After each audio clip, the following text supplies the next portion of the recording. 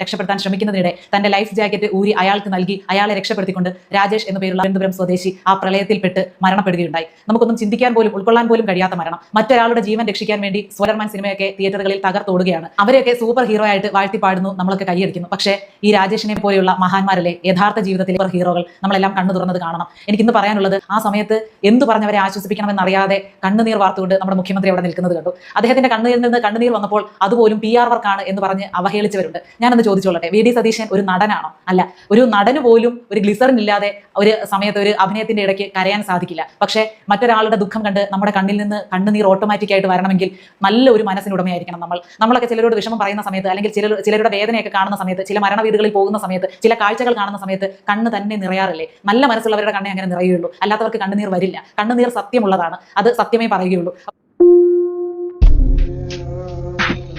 ഇവരാരുമല്ലല്ലോ നമുക്ക് ചെലവിന് തരുന്നത്. ഇവരുടെ ആരുടെയും ഔദാര്യത്തിലല്ലോ നമ്മൾ ജീവിക്കുന്നത്. പിന്നെ എന്തിനാണ് ഇവരെയൊക്കെ ഒരു പരിധിക്കപ്പുറം നമ്മൾ പരിഗണിക്കുന്നത്? അല്ലെങ്കിൽ VD സതീശനെ പുകഴ്ത്തി പറഞ്ഞതുകൊണ്ട് എനിക്ക് എന്തെങ്കിലും കിട്ടാനുണ്ടോ? ഒരിക്കലുമില്ല. നല്ലത് ചെയ്യുന്നതുകൊണ്ട് നല്ലത് പറയുന്നു. നിങ്ങൾക്ക് കാര്യം മനസ്സിലായി എന്ന് വിചാരിക്കുന്നു.